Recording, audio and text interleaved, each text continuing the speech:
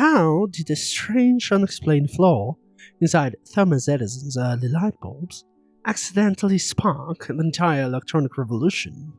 Today, we are upgrading our architecture, replacing our slow, noisy mechanical switches with purely electrical ones.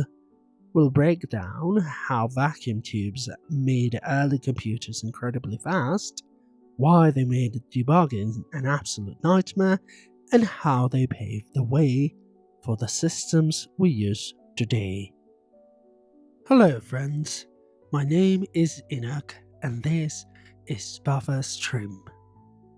Welcome back to Computers from the Ground Up, a series where we learn how computers actually work by reliving history and rebuilding the entire stack from scratch, with zero libraries and no shortcuts.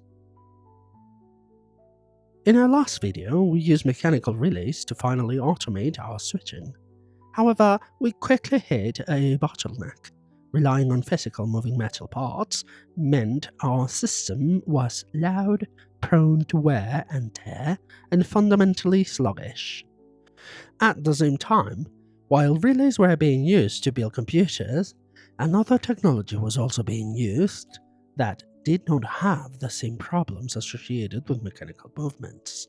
The technology in question was the vacuum tube, but to understand how they work, we first need to understand how early light bulbs worked. Early light bulbs worked by passing current through a carbon filament enclosed in a glass bulb filled with a vacuum or an inert gas. When electrons passed through it, the carbon filament would heat up, becoming so hot that it began to glow. If it weren't for the vacuum or inert gas that enclosed the filament, oxygen would ignite it and the filament would burn out almost instantly. In the same way, vacuum tubes have a filament enclosed in a vacuum, but then what makes them work as automatic switches? The amazing breakthrough came in 1883 from a curious observation by Thomas Alva Edison, the creator of the light bulb, who noticed that after some time of use, one side of the bulb would start turning yellow and slowly darken. This curious phenomenon, though patented by Edison as the Edison Effect, was not understood by him at all, since the electron had not been discovered yet. It wasn't until 1897 that British physicist J.J. Thomson actually discovered the electron, and not until 1928 that Owen Richardson, another British physicist, would be awarded the Nobel Prize in Physics for explaining this very phenomenon known as Thermionic emission. What Owen Richardson discovered is that when electrons flow through the filament of the light bulb, it not only emits light and heat, but electrons as well. You can think of it like electrons boiling out of the filament onto the vacuum, and even though electrons are evenly emitted, one end of the filament is negatively charged and the other positively charged. Since electrons are negatively charged, they are drawn to the positive end of the filament, and though some reattach to the filament material, others pass through it, striking the bulb side and creating the strange phenomenon Edison first observed. Then, in 1904, British scientist John Ambrose Fleming patented a device almost identical to Edison's light bulb, except he added a second electrode, a metal plate, right next to the filament. This electrode acted as an electron attractor or repeller, depending on whether it was positively or negatively charged. When the filament, normally called the cathode, began emitting electrons, he could create a flow of electrons. Think of it as a wire from the cathode to the newly added electrode, called the anode. Fleming called his device a thermionic diode, and it sparked the initial electronic revolution with radios, long-distance phone calls, TVs, and most electronic devices adopting the thermionic diode. In later iterations, the anode metal plate was replaced with an encompassing plate around the cathode, which improved the number of electrons the anode could catch.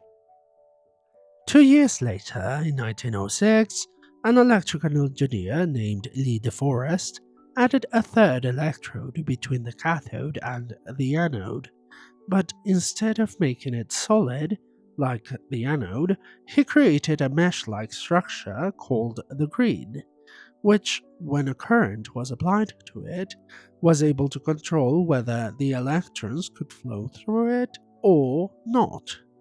If a negative charge was applied to it, the electrons flowing out of the cathode would be repelled, and the connection to the anode would be broken. If a positive charge was applied to it, the electrons would freely flow across into the anode, creating in this way a fully electrical switch that was faster than any mechanical switch and more reliable by using pure electricity instead of moving physical parts. Even though computers were becoming incredibly fast after the invention of vacuum tubes, they still had two main issues that prevented their widespread usage. The first one, if you lived in the incandescent lightbulb era, way before LEDs were widely adopted, you may remember that bulbs constantly burnt out.